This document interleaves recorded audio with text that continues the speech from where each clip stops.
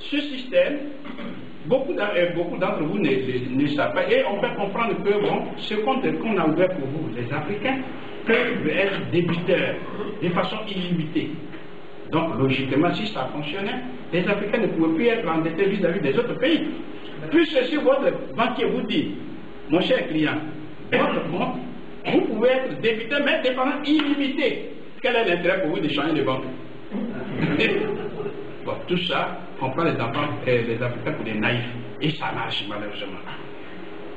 Et voilà ce que dit, quand on appelle Christine Lagarde, Madame Lagarde, qui était à cette époque ministre de l'économie et des finances, qui dit bien historiquement, l'obligation était de 65%. Elle est de 50% pour les deux zones économiques depuis 2005. En contrepartie, il y a eu une garantie de convertibilité que l'on accepte d'honorer. Je reviendrai sur ça après. Et elle dit ceci, suivez toujours avec moi, que la rémunération est très attractive puisque c'est un compte. Donc, pour inciter les Africains à mettre de l'argent dessus, on dit on vous donne des intérêts, c'est normal. On est d'accord? Et elle dit, suivez avec moi, que la rémunération est très attractive. Détenir ces réserves nous engage même à servir une rémunération plus favorable que celle de la BCE, c'est-à-dire la Banque Centrale Européenne, pour les placements à court terme. La Banque des États de l'Afrique centrale place, par exemple, près de 90% de ses avoirs auprès du Trésor français. Or, on lui demande combien? 50%. Mais qui ne veut pas faire excès de zèle pour conserver son pouvoir présidentiel en Afrique? Plus vous faites ça, voilà, c'est ça, c'est ce qui se passe. Or, ce sont des choses que vous ne savez pas. Nous le savons et nous souffrons avec nos enfants. Mais ça, ce sont des choses qui passent. Ben, je vous l'ai dit là, ça dans Jeune Afrique, etc. Non, c'est pas quelque chose qui est secret. Mais comme vous le savez, on dit quand vous voulez cacher une information à un Africain, il faut mettre ça dans un livre, parce qu'ils ne lisent pas. Mais quelqu'un qui met de peur, comment voulez-vous qu'il lise? Il a un besoin immédiat, c'est à manger. Bon, bref, on va continuer. Et d'ici, les dirigeants de la Banque centrale le font, c'est qu'ils ont un intérêt et que l'appel n'est pas si mauvaise. Voilà le raisonnement qu'on tient. Donc, nous savons que c'est une justification spécieuse, c'est-à-dire apparemment c'est la vérité. Mais c'est une technique qui est faite pour s'accaparer des devises africaines par la France depuis 1947 jusqu'à ce jour. Et surtout, ce qui est terrible, c'est qu'on fait comprendre aux citoyens en français que nous aidons les Africains. Nous les aidons. Alors que c'est l'inverse. Quand je dis c'est l'inverse là, c'est pas de moi, hein. Je vais vous dire ce que les Français officiels disent. Vous avez déjà vu Chirac. Regardez ce que dit Jacques Boissonnat, un grand journaliste, mais on ne le cite pas ici en tant que journaliste. On le cite ici en tant que membre du comité monétaire de la Banque de France. Car je vous l'ai dit, je vous parle là en termes scientifiques, même si apparemment ça paraît, je parle. La zone a permis à la France de se fournir en certaines matières premières, que ce soit le plomb, le zinc, etc., sans débourser de devises. On a calculé qu'elle représentait 250 millions de dollars par an d'économie des devises. La métropole a acheté en 1954 pour 365 milliards de marchandises, principalement des produits. On a estimé que 500 000 Français de la métropole tiraient leurs moyens d'existence de l'ensemble économique de la zone franc. On n'était qu'en 1954. Depuis 1900 jusqu'à ce jour. Et maintenant, c'est encore plus grave. Donc, c'est pour vous dire que dans la réalité, et c'est eux qui parlent toujours, vous pouvez prendre les sources d'information, que la Banque de France, c'est la Banque de France qui achète ou vend quotidiennement les devises sur le marché d'échange pour le compte des institutions d'émission africaines. En un mot, tout est géré par la France. Bon, là, je vais continuer.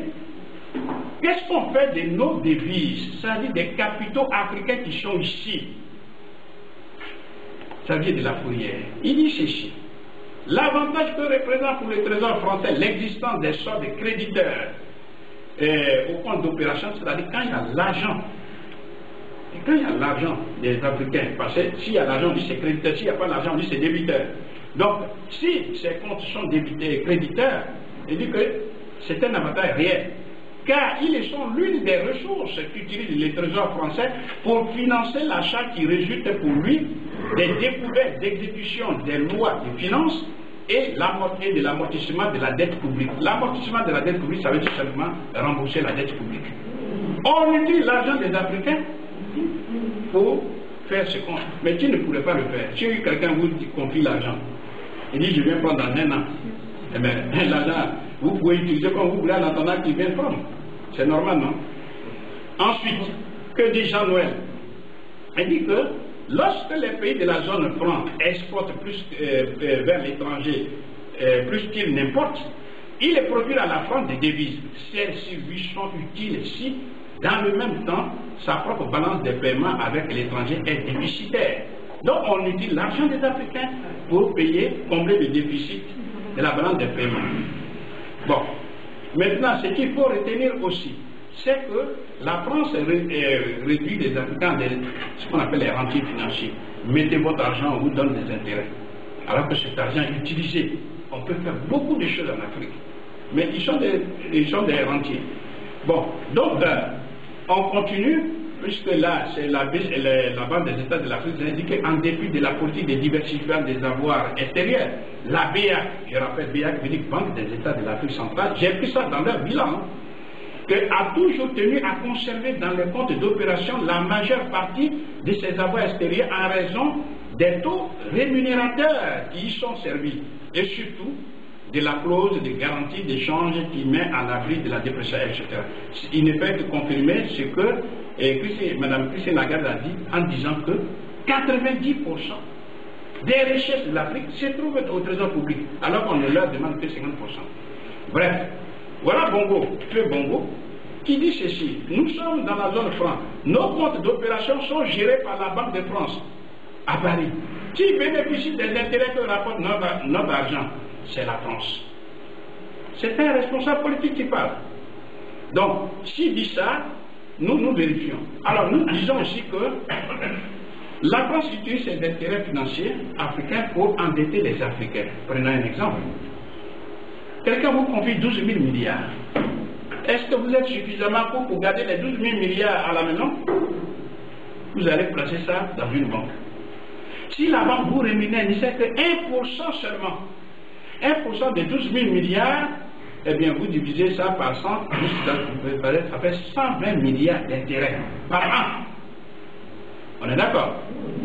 Maintenant, si vous dites, mon ami, gardez ça pour un mois seulement.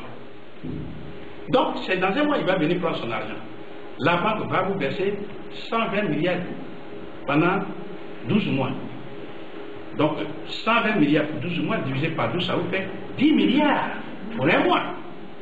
On vous confie 12 000 milliards pour un mois, vous allez vous déposer. Eh bien, avant son arrivée, vous allez retirer, la banque vous donne 10 milliards. Vous êtes devenu riche sans avoir fait quoi que ce soit. C'est exactement ce que fait la France. Utilise, on a vu quelques utilisations, mais prend l'argent des Africains, utilise, fait des placements judicieux et les intérêts financiers rapportés par l'argent des Africains, c'est sur ça on puise, tabou battant, alertant le monde entier qu'on ça va aider les Africains. C'est-à-dire qu'on va leur prêter leur propre argent. Vous avez compris ça? Et nous sommes les seuls, nous les Africains de la zone franc, nous sommes les seuls au monde à donner des armes puissantes à une puissance anciennement colonisatrice qui nous met dans cette situation. Vous comprenez? Donc, le remplissage des comptes d'opération se fait contre le développement parce que dès que vous avez l'argent, la priorité des priorités c'est d'aller mettre dans les comptes d'opération. Et après, vous allez financer le développement. Prenez un exemple, la BEAC. On dit les avoirs en compte d'opération ont augmenté de 47,5%, se soutient à 317 milliards à la fin 2007, contre 2000, etc. Les crédits à l'économie se sont situés à 2000 milliards. Bref, on voit bien que sur un montant de 6 000 milliards, il y a plus en compte d'opération que dans l'économie, etc. Au niveau de la BCAO, c'est la même chose. Au 31 décembre, j'ai pris ces chiffres-là parce que je suis en train de cacher partout des chiffres. Là aussi, c'est la même chose. Ensuite, les avoirs en monnaie étrangère sont passés de 3 000 milliards, etc. Mais surtout l'élément important que j'aimerais que vous reteniez. Je vous ai dit qu'au cœur de la BCEAO, au cœur des conseils d'administration se trouve la France. Donc c'est la France qui gère. Et qu'est-ce qui se passe? Regardez avec moi. La France fait ce qu'on appelle les emprunts obligataires. C'est-à-dire, l'obligation c'est quoi? C'est un bout de papier. Supposons moi je suis un chef d'entreprise. J'ai besoin à du temps de 100 millions. Je peux trouver quelqu'un, il peut me les donner, c'est vrai, mais c'est pas évident. Donc qu'est-ce que je fais? Je vais faire des bouts de papier comme ça, que j'appelle une obligation. Là, c'est une obligation, je mets 100 euros. Remboursable avec un taux d'intérêt admettant de 2%. Bon, on va dire, allez, vous prenez 100 euros, moi je vais vous rembourser 110. Vous êtes intéressé, n'est-ce pas? Si plusieurs achètent, vers la fin, j'ai l'argent que je voulais. Mais j'ai emprunté ça au public. C'est ça un emprunt obligataire. Bien. Ici, la France émet un emprunt obligataire. Mais au lieu d'aller dans tous les pays du monde, dit immédiatement à la BCEAO, l'emprunt obligataire de 1000 milliards dont j'ai besoin, allez, vous me donnez ça. Et regardez ici. Au 31 décembre 2006, le portefeuille en devise comporte essentiellement des titres obligataires acquis et consentis en majeure partie des titres souverains émis par la France, entre parenthèses 888,9 milliards, et des parts de fonds communs, etc. Bref, comme nous critiquons le compte d'opération, qu'est-ce qui se passe? Ils font des changements pour cacher. Mais la réalité, elle est toujours là. Puis il suffit de chercher, puis on trouve. Et que dit Abdoulaye Wade, président du Sénégal? Il dit, en 2008, le président, alors il dit ceci, pourquoi la BCEAO continue de placer ses réserves estimées à 4 700 milliards, soit 7 milliards d'euros, dans les places boursières internationales, alors que les pays membres peinent à trouver des financements? Bon, nous citons tout cela parce que nous voulons être scientifiques, pour dire que tout peut se vérifier. Bien, on va raisonner comme ça. Ça veut dire quoi? 600 000 francs CFA sont ici. Ça veut dire qu'il y a un paysan qui est privé de ses revenus du 1er janvier jusqu'au 31 décembre. S'il y a 200 000, ça fait 2 paysans. Et ainsi de suite. On est d'accord? Or, officiellement, puisqu'il cache les chiffres, il y a plus de 10 000 milliards. Quand on divise par 100 000, on trouve 100 millions de paysans littéralement privés de leurs revenus du 1er janvier jusqu'au 31 décembre. Quelqu'un qui est privé de ses revenus. Du 1er janvier jusqu'au... on le tue. Et on est étonné de voir que ces paysans sont squelettiques ou sur les pattes. Alors que c'est un système qui est savamment élaboré. Et même, malheureusement, je n'ai pas des étudiants africains ici. Ils peuvent avoir tous les diplômes là-bas. Ils viennent faire 3e cycle. Mais ce n'est pas ça qu'on enseigne ici. Et moi-même, je vous parle, j'ai fait ma maîtrise en économie à Abidjan là-bas. On ne nous a jamais parlé de ça. Au contraire, on reçoit des experts venant de France pour nous mettre la dernière goutte de colonisation dans la tête pour dire vous avez la chance d'avoir le franc CFA. Alors qu'est-ce que j'ai dû faire? Si vous avez un directeur de thèse, celui qui va signer papier pour vous dire que vous êtes diplômé. Tant que vous avez votre main dans la bouche de quelqu'un, que vous lui tapez sur la tête, qu'est-ce qui va se passer? Il va vous couper vos doigts. Donc il va avaler ce qu'il dit et on écrit. Juste là, il vous donne ah, félicitations, vous êtes diplômé, vous avez le doctorat. Mais une fois que vous avez fini ça, c'est terminé. C'est fini. Vous retournez la plume maintenant contre. C'est ça qui s'est produit ici. Vous comprenez? Donc c'est pour dire quoi? Ici, un des éléments du compte d'opération, c'est que c'est la mise au pas des dirigeants africains par la France. Pourquoi? Parce que quand on vous dit 65% des vos avoirs se trouvent en France, ça veut dire les 2 tiers des finances publiques se trouvent ici. Donc si vous voulez vous rebeller contre la France, qu'est-ce qu'on fait? On n'a même pas besoin de tirer un coup de fusil sur vous. Qu'est-ce qu'on fait? On bloque les fonds ici. Et vous avez affaire à vos fonctionnaires. Vous avez affaire à toute la population. C'est ce qui s'est passé. Je n'ai pas dit qu'ils sont sains, c'est pas ce que j'ai dit, les dirigeants africains. Mais je vous décris un système. C'est ce qui s'est passé avec Félix Patassé, qui ne voulait pas se soumettre aux injonctions du